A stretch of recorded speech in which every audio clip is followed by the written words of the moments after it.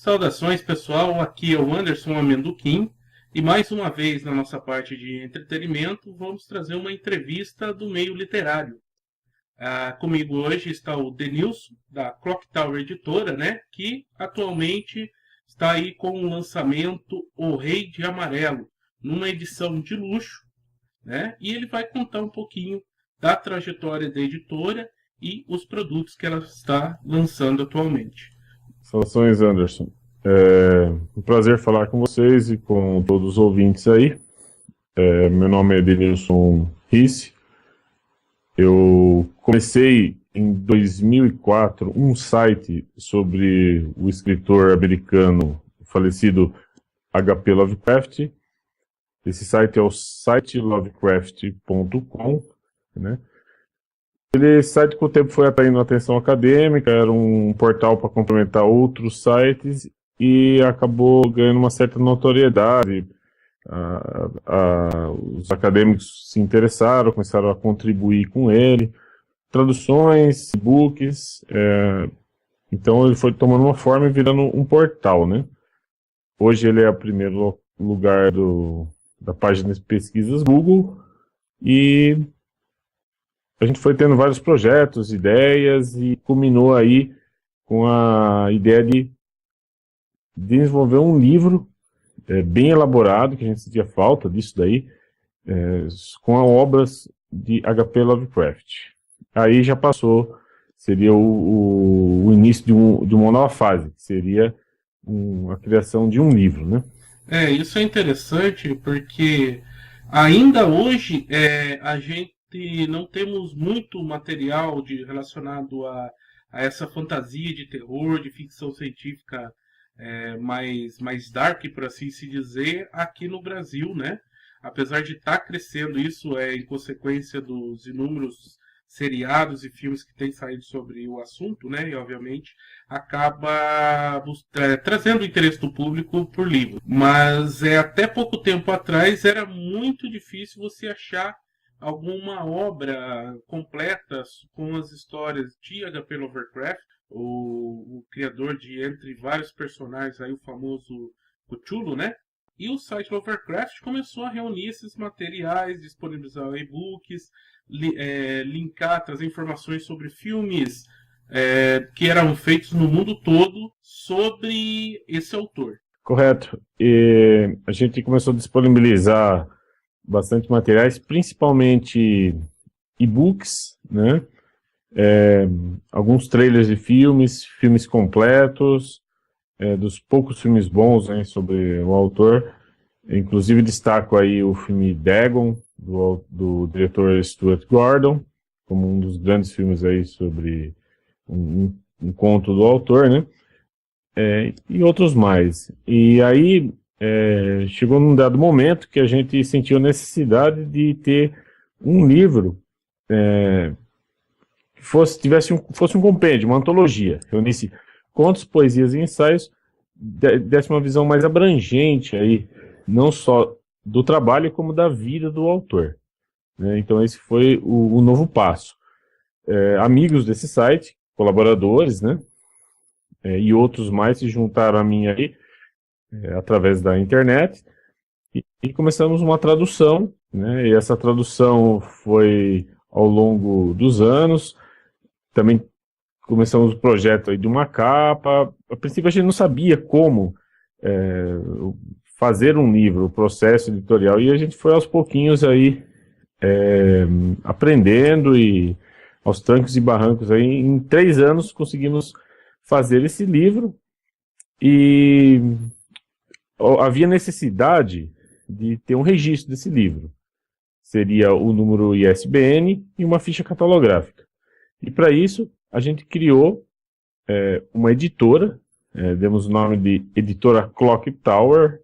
Por que Clock Tower? Por causa de uma fase de um jogo famoso chamado Castlevania, da qual sou muito fã. E aí criamos esse nome, então a princípio era apenas para a publicação desse livro, né? Mas aí que com o tempo aí acabou tomando forma. A gente teve uma segunda edição desse livro e atualmente aí um novo, que é o Rei de Amarelo. Trabalhamos com financiamento coletivo próprio, fazemos uma pré-venda e com o dinheiro arrecadado pagamos os nossos colaboradores, são o pessoal da equipe editorial, mandamos imprimir e entregamos o livro. É uma fórmula aí que está tendo um relativo sucesso, tem tido uma boa aceitação entre o público nosso aí. E já teve 2 edições de O Fantástico Mundo de H.P. Lovecraft. Esse livro ainda se encontra à venda? Ou tem alguma... vai ter um relançamento caso ele não se encontre à venda? Como é que está a situação? Né? Você disse que trabalhou por financiamento coletivo.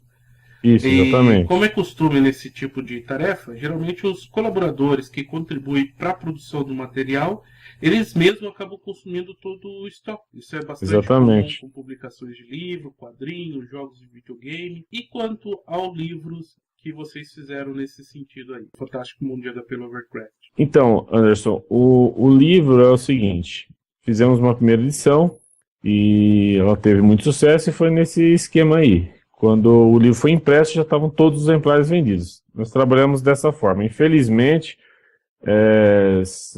são poucos exemplares que sobram depois. Então, se você, os amigos, ou enfim, gostarem do projeto, quiserem colaborar com ele, tem que ser na época da campanha, né? Fizemos uma campanha, imprimimos esse livro e depois enviamos para todos. Aí, passou-se um certo tempo, houve mais interessados, fomos cadastrando esses interessados e lançamos uma segunda edição.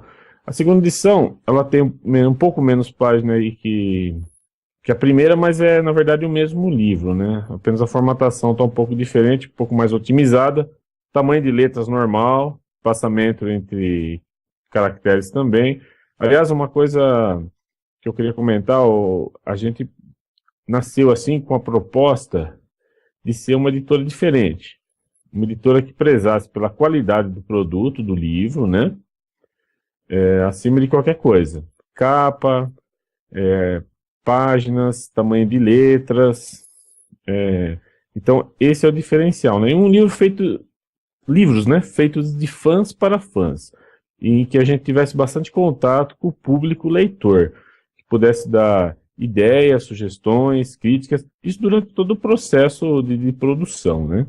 Teve essa segunda edição e agora estamos cadastrando interessados para uma terceira. Quem quiser entrar em contato, o e-mail é de3103@yahoo.com.br. Só manifestar interesse aí pelo livro, a gente vai cadastrando seus e-mails e no momento oportuno aí vamos passar em novidades, né? Não temos detalhes ainda da terceira edição, quais seriam os diferenciais. Mas a gente espera aí, dentro de breve, ter uma edição aí, nova. Tudo bem, estou mostrando aqui para o vídeo a minha edição do Fantástico Mundo de Lovecraft, para o pessoal ter uma ideia da espessura do livro. Se esse aqui, por conta da formatação, diminuiu o tamanho das páginas, então a primeira edição era bem maior, então. Porque, assim, mesmo... O padrão de romances do estilo, ele não é um livro tão fino assim, né? Reúne a antologia sobre o escritor, reúne os principais pontos deles, mais alguns poemas. Biografia, né? Bem completa, com fotos. Na verdade, a edição segunda saiu menos páginas porque nós eliminamos, fundamentalmente, aí, um espaçamento duplo entre parágrafos. Eu achei que interrompia um pouco a leitura e foi diminuído isso. Nada mais, o livro é o mesmo. Fizemos uma capa em preto e branco para dar um estilo assim de mais antigo, né? O pessoal gostou e tal. Agora, numa terceira edição, vamos voltar à capa colorida, transparecendo mais detalhes daquela arte, né? E, inclusive, essa capa aí foi uma capa que levou 2 anos para ficar pronta. O pessoal gostou muito, né? Seria a cidade do autor, que ele tanto gostava, Providence, né, que é a terra natal dele. Uma criação dele, na forma de um tentáculo aí, que está bem discreto, né? E o rosto do autor, porque a gente observou, pesquisando outros livros até então lançados no Brasil, que nenhum deles tinha a foto do autor, no caso aí é um retrato, né? Impresso na capa. E a vida do autor é tão significativa e importante quanto sua obra, por isso que a gente resolveu colocá-la aí. Concordo. E teve um resultado muito legal. Não, bacana. Mas eu vou falar pra você, eu gostei. Esse aqui, olha, eu não consegui ler outra coisa enquanto estava lendo ele. Ah, Que eu já bacana. sou fã desse estilo de literatura, do Edgar Allan Poe, né? Sim, Do. Daquele. Eu esqueço o nome do. Eu acho que é o Howard, né? O criador do Conan. Ele isso. também escreve Robert E. Howard. Né? isso. E tantos outros aí, como Clark Ashton Smith,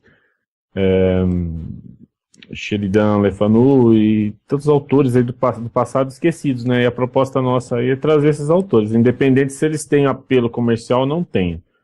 Fazemos livros porque gostamos de livros, né? Antes de qualquer outra coisa, né? Se vai vender bem, se não vai, isso daí é outro aspecto, né? Gostamos de livros bem produzidos, bem feitos, né? Feitos com calma, com paciência, que acho que é fundamental para um livro, né? Em meio aí a tanto comércio que envolve livros, né? E a proposta é essa, trazer coisas antigas, coisas esquecidas, e temos aí muitos projetos aí no Prelo, né? Projetos agora secretos, porque estamos tendo aí uma certa concorrência de, infelizmente, editoras aí que traduzem livros em uma semana. Infelizmente tem isso. Colocam 5, 6 tradutores, traduzem de qualquer jeito, colocam um tradutor como oficial, né? E produzem um livro aí em 2 semanas. Então, sem qualidade. E qualidade a gente preza ao máximo, né? Então temos É vários esse tipo projetos aí que de aos poucos vamos produção divulgando. massiva aí para aproveitar algum nicho, algum tema que está entrando em moda, não apenas em livro, né? Música, Sim, cinema. claro. É que nem, por É, exemplo, você vê aí um filme de determinado tipo que faz sucesso e em seguida, em menos de um ano, aparece 10 filmes daquele tema, né?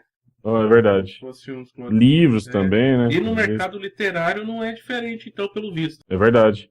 É muito comum isso daí. Então, por causa dessa concorrência, lançamos aí o Rei de Amarelo. E agora estamos terminando as vendas das últimas unidades aí, que sobraram, né? E, e agora já estamos iniciando outros projetos, mas infelizmente vamos sim divulgar aos poucos. Uma informação aí para você em primeira mão, possivelmente aí em julho, agosto, aí já vamos lançar aí alguma informação a respeito do novo projeto. Com certeza vai surpreender. Eu acredito que vai superar os outros dois aí. Tô Tanto o Mundo curioso, tô Fantástico esperando como para ver então. o Rei de Amarelo, né? Isso, porque vou Quer falar falar um para pouco você sobre o Rei de Amarelo? agora Sim. vamos falar sobre Rei de Amarelo, né? Que é o lançamento desse ano. O que você tem para comentar com a gente sobre ele? Então, esse livro é um grande clássico aí do passado, escrito em 1895. Originalmente, ele possuía apenas 4 contos. Os editores aí juntaram alguns materiais de outro livro do autor e fizeram um livro maior. De certa forma, aí foi o livro que ficou conhecido, né? E que fez grande sucesso. Nossa proposta foi o quê? Trazer o livro como ele foi originalmente concebido. Os 4 contos e alguns extras, né?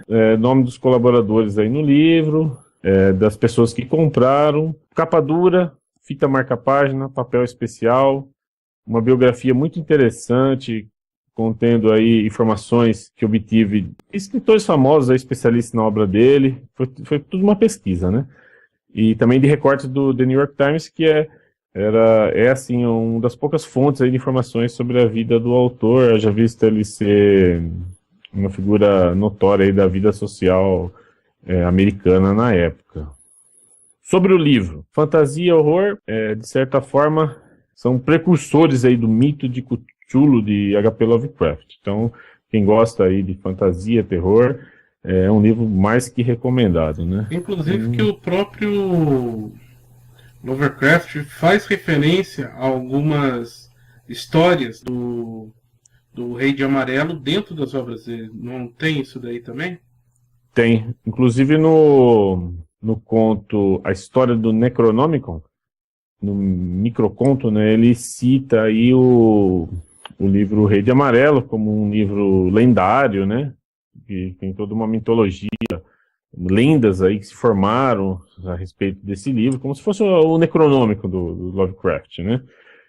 E Outros contos também, como Um Sussurro na Escuridão, também cito algumas criações aí do Chambers, Robert W. Chambers, que é o autor do Rei de Amarelo.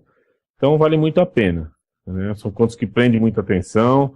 Para quem gosta aí de RPG, fantasia, horror, tenho certeza que vai gostar muito aí. Uma boa pedida aí. Não tinha tanto apelo comercial. O livro começou, coincidentemente, depois que a gente começou com o projeto, alguns meses depois, surgiu a série True Detective, né, se não me engano, da HBO, né? Isso. Falava um pouquinho aí sobre o livro. Eu, inclusive, não assisti, mas disse que é muito boa. Ela é uma boa série, porque ela começa, assim, sem dando spoiler, né, sobre o conteúdo Sim. e tal, ela começa com uma série de detetives comum investigando alguns assassinatos no interior dos Estados Unidos.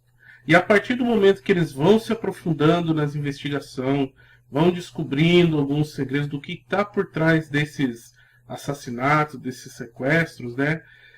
Chega um momento que cai com aquele cenário desse estilo de terror, né? Do HP Lovecraft aí, por exemplo, em que você não sabe a que ponto ele está vendo algo sobrenatural ou se aquilo é loucura do próprio homem, né? E quanto mais eles vão descobrindo sobre essas informações, mais a vida deles vão sendo prejudicadas. E é interessante, é como se a evolução deles, na verdade, trouxesse mal para eles mesmos. Então, e foi a grande série assim, de destaque na TV americana no ano passado, né? Exato, inclusive que muitas pessoas, mesmo sendo um clássico do terror que influenciou o Lovecraft, Stephen King, Neil Gaiman, né? Eles mesmos já disseram em entrevistas a influência desse autor no trabalho deles, né? A influência que eles tiveram. Ele é desconhecido, mesmo assim fora do nosso país, lá nos Estados Unidos mesmo. Ele foi meio que ressuscitado com a ajuda, né? Para um certo público, com a ajuda dessa série True Detectives, que ele começou a citar muitas referências sobre o Rei de Amarelo, sobre Carcosa, né? E outros termos que são comuns desse livro. É verdade. E a proposta nossa é exatamente essa. Trazer coisas novas, coisas perdidas aí no passado, desses projetos aí nossos que estão no Prelo. Tenho certeza aí que tem coisas assim, até mesmo, vamos dizer, tirada aí do fundo do baú, sabe? Que muitos nem imaginam. Livros interessantíssimos que foram sucesso no passado ou não foram tanto sucesso, mas são muito interessantes, que a gente vai ver se lança aí futuramente. Vamos lançando um livro, lançando outro e vamos assim, né? E o Rei de Amarelo é um livro desse, né? Que no Brasil praticamente desconhecido, né? Nos Estados Unidos as pessoas conheciam um pouco, agora o sucesso da série muito mais, né?